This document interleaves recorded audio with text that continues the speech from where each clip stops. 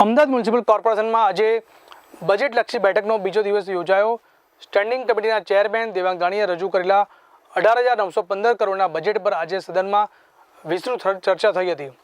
આજના દિવસે ચર્ચાની શરૂઆત હળવી પળો અને ભૂતકાળની યાદો સાથે થઈ હતી, પરંતુ આંકડાકીય દ્રષ્ટિએ આ બજેટ અમદાવાદના ભાવિ વિકાસનો પાયો નાખવાનું સાબિત થઈ શકે છે।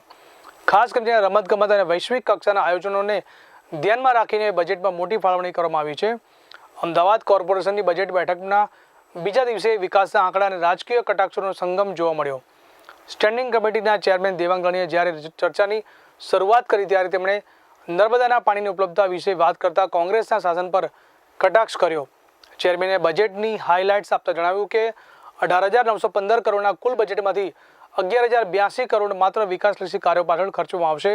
આ ગણતરી મુજબ અમદાવાદમાં દર કલાકે 2 કરોડ જેટલી માતબર રકમ વિકાસ કાર્યો પાછળ ખર્ચાઈ રહી છે। બજેટમાં માત્ર ઇન્ફ્રાસ્ટ્રક્ચર જ નહીં, પરંતુ સિટીઝન સેન્ટ્રિક સુવિધાઓ પર પણ ભાર મુકાયો છે। 2030ની કોમનવેલ્થ ગેમ્સ અને ભવિષ્યમાં ઓલિમ્પિકના યજમાન બનવાના સ્વપ્ન સાથે અમદાવાદને ગ્લોબલ સ્પોર્ટ્સ હબ તરીકે વિકસાવવા માટે સ્પોર્ટ્સ અને જાહેર સુવિધાઓમાં મોટું રોકાણ કરવામાં આવશે।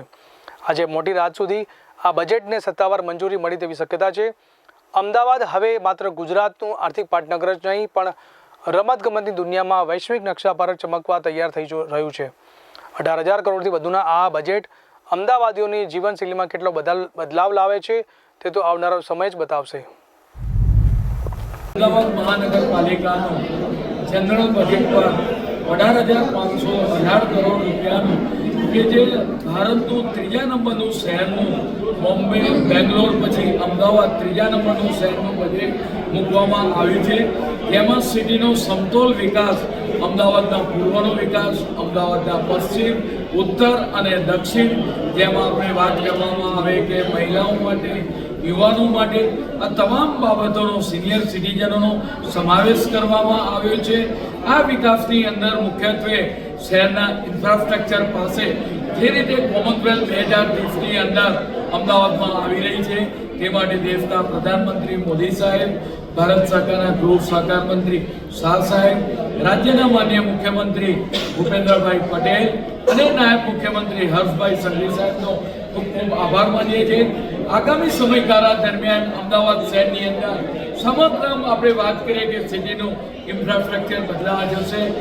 આજે સ્કૂલ બોર્ડના સુધારા બજેટમાં રજૂઆત કરી તો ભારતીય જનતા પાર્ટી છેલ્લા ઘણા વર્ષોથી આંકડાની માયાજાળ રચીને અમદાવાદ નગરજનોને છેતરી રહ્યા છે। ઘણા બધા દાખલા તરીકે ગત વર્ષે મેં રજૂઆત કરી હતી કે બાળકોને આટલી મોંઘી રકમ લેવા છતાં તમે બાળકોને નાની સાઇઝના યુનિફોર્મ આપ્યા। ફક્ત ગયા વર્ષે 220 રૂપિયાની કિંમતનો યુનિફોર્મ આપવામાં આવ્યો। આજે આ વખતે રજૂઆત કરી તો આ વર્ષે શાળાના બાળકોને યુનિફોર્મ જ આપ્યો નહીં, ફક્ત યુનિફોર્મ આપ્યા તો ફક્ત બાલવાટિકાવાળા વિદ્યાર્થીને જ આપ્યા। એમાં પણ 80 લાખ રૂપિયાની માતબર રકમનો ખર્ચ કરવામાં આવ્યો। સુપોષણ અભિયાનની વાત હોય, શિક્ષક સજ્જતાની વાત હોય, પ્રેરણાત્મક પ્રવાસની વાત હોય, કોઈ સાયન્ટિસ્ટ બનવાની માટેની જીવન પ્રયોગોની વાત હોય, તો નગર પ્રાથમિક શિક્ષણ સમિતિ દ્વારા મોટા ખોટા આંકડાની માયાજાળ રચવામાં આવે છે અને એમને રચેલી રકમ જે હોય છે એમાંથી મોટા ભાગની રકમ ફેલ્યુર થાય છે। અને આજે પૂછવામાં આવ્યું કે આટલી સારી જો તમે શાળા કહેતા હો તો તમારા પોતાના બાળકો કે તમારા પડોશીના બાળકો કોઈ ભણવા જાય છે ખરા?